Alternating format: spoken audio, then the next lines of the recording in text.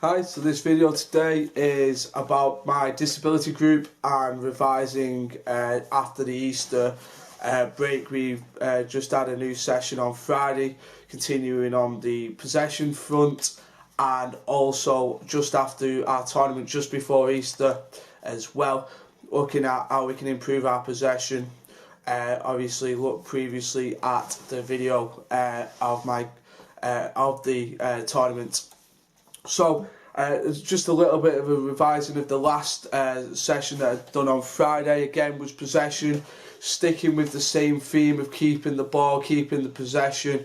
So we started once again with our grid and making sure that the players were passing around as a team, and then moving on to try and pass from one side of the grid to the other, as you will see on the session plan. So we were trying to make sure this time, instead of staying in the square, from getting from one side to the square to the other, and trying to move the ball across as if we were moving the ball down the pitch to and from away from our goals. The session went really well once again. The players got involved, everyone was involved, everyone is now starting to understand, as we are block practicing these possession sessions. As you'll have seen in the tournament video, once we got the ball down and started playing football and started passing it on the ground, we had a lot more success as we were keeping possession, we were retaining possession, and the players that we get down to our sessions are starting to believe and to get involved in this process, and they're starting to see the benefits of keeping the ball and working forward as a team instead of just launching the ball forward and moving forward like that. One thing that I am continually trying to work on is my communication with the group, as this is one of two main teams I work with, and then I work with a variety of different teams in another session, dependent on the day. So as these are one of the main sessions that I go down to, I'm trying to build on my communication, get to know the participants a lot more, understand the disabilities they do have, and things like that. So I believe that this statement was quite relevant.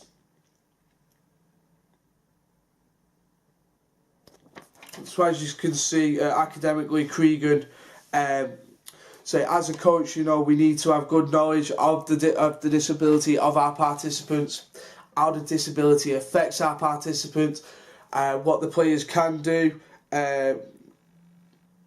whether it's the disability that's stopping them from doing a certain skill, or if it's the understanding or something like that. So we've got to be aware to make sure that we're not asking our participants to do too much, making sure regular water breaks and things like that, or rest periods in between, whether depending on if it's a physical or a mental disability or things like that. So the disability session, that's one thing I'm looking to improve, is getting to know my players more, getting to know what they're capable of, and trying to show that I can communicate effectively to them, and that I can listen to what they have, as what they got to say. I try and use a question-based approach to try and make sure that they're understanding, and that I'm not giving them the answers till they're working out what they need to in the sessions. So we do questions at the beginning of the session, end of the session, and at the end of each games-based drill if we can. So,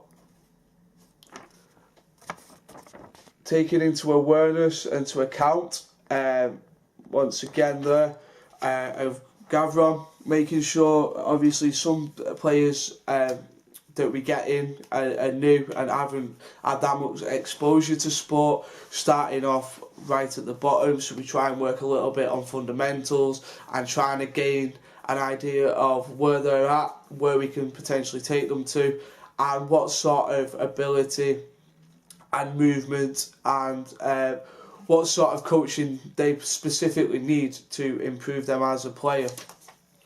So also working on my communication, making sure that I'm using the right terminology, not wanting to disengage or to make sure that any of the players don't want to be at our sessions. We have a great retention rate, so we do have a lot of players that come continuously each week, and we have a great turnout at tournaments. So when we do have our coaching sessions or we do have our tournaments, we have a very keen, a very wide range of numbers and players to help to develop each other and to create a very good learning environment.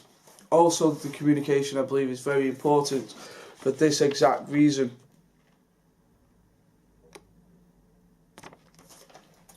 So, obviously, the negative coaching behaviours can cause anxiety in certain disabilities. Anxiety is prominent anyway, and with wrong coaching, wrong terminology, asking the wrong things, doing the wrong things, can have a massive effect on a certain player and could make it that player doesn't want to participate in any sport or in football any longer, or want to be part of your training sessions. So it's very important to make sure the right terminology is being used.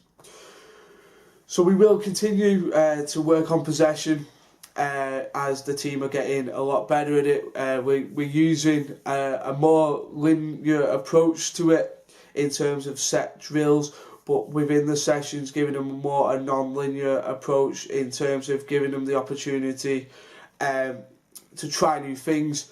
So we have the constraints of the area and where they've got to get the ball to, but we give them the choice of how they get the ball across. So do they pass to the teammates or do they run and stuff like that? So we give the trial and error opportunity, but we then bringing constraints of making sure that passes, the number of passes and things like that.